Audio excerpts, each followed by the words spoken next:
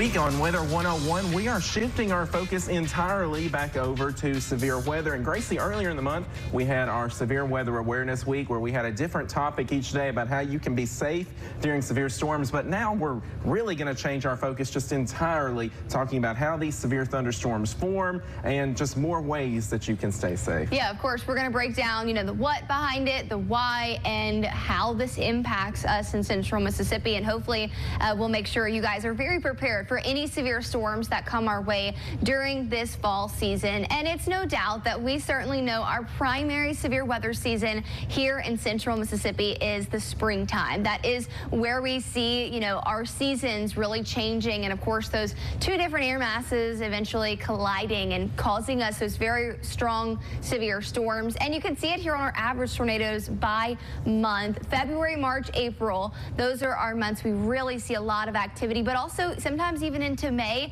and as early as January. Of course, we have seen at least one tornado every single month of the year on average, but our prime time, of course, is April. 16 average tornadoes on average in Mississippi. But one of the things we forget about sometimes is that secondary season, Austin, and that is really right now we're in the secondary season for severe weather. So usually our weather is fairly calm by comparison throughout the summer. We still get some severe thunderstorms, of course, but by the time we get to October, still fairly calm. Then heading into November and December, that's when we get, as Gracie was talking about, those air masses. We get these stronger cold fronts moving through with all that drier and cooler air moving into an area that's got plenty of moisture as well as warmer temperatures, and that just creates fuel for severe thunderstorms to occur. Absolutely. And where do we see these? Well, there's two main areas, right, Austin? Of course, there's been a tornado reported in every single state in the U.S., believe it or not, but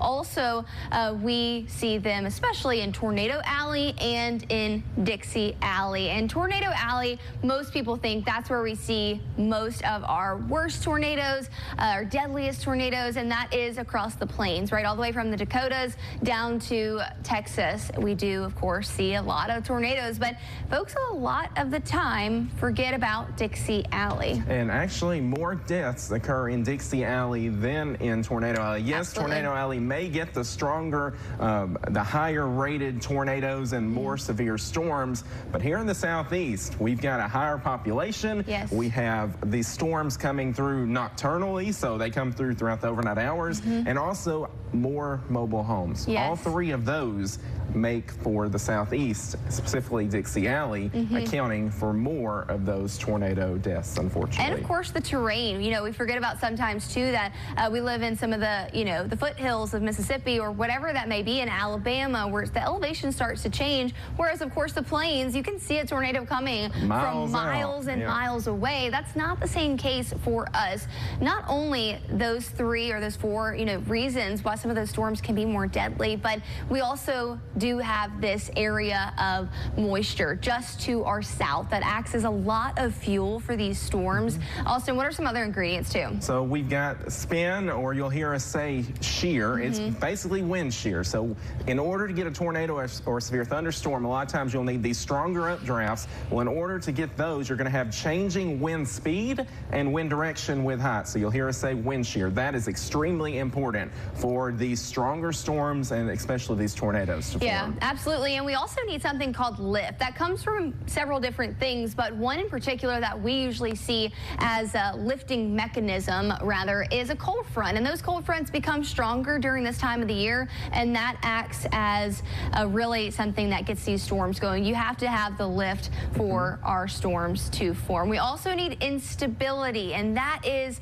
what we look for, our storm fuel that really gives the storm that ability. And during the afternoon, we have lots of it, especially when we see some peaks of sun during severe weather days. That acts as a lot of instability. Yeah, that gets, the more heat that we have, that gets these air parcels, gives them the energy to rise, and the more rising air parcels you have, the stronger your updrafts can be, which results in those stronger thunderstorms. Finally, moisture. We don't really have a problem getting moisture down here being so close to the Gulf. We talk about those dew points being high all the time with all that moist Gulf air moving towards the north.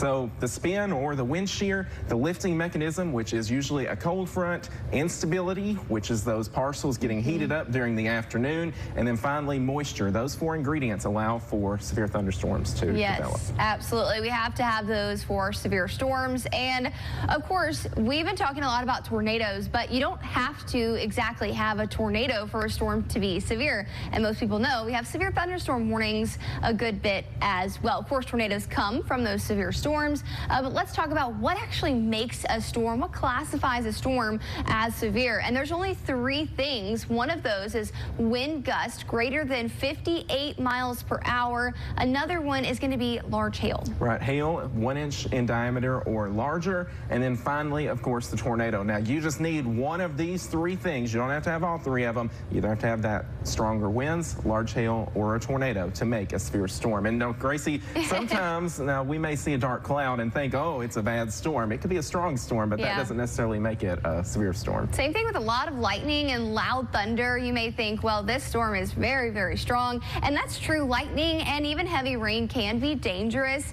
if you are caught in the middle of those storms. But that doesn't necessarily classify that storm as severe. And you'll hear us talking about even some robust thunderstorms that don't quite reach severe limits. Say a storm is producing 50-mile-per-hour winds. That's still a very strong storm, but it's not technically severe. Right, and you'll hear us say penny-sized hail a lot as well. That's just right below. Yeah, so an quarter inch, size, I was about to say an inch hail is technically a quarter size hail. So always keep that in mind, and we'll of course be here to break it down for you when we do have severe storms. And we're going to continue to dive into the details of severe storms, specifically tornadoes, next week. So make sure to come back for more on Weather 101. And as always, if you have any weather questions, weather-related questions for Storm Team 12, we'd be happy to answer them. Just send them to WJTV Weather at nexstar.tv. Until next time, we'll see you again.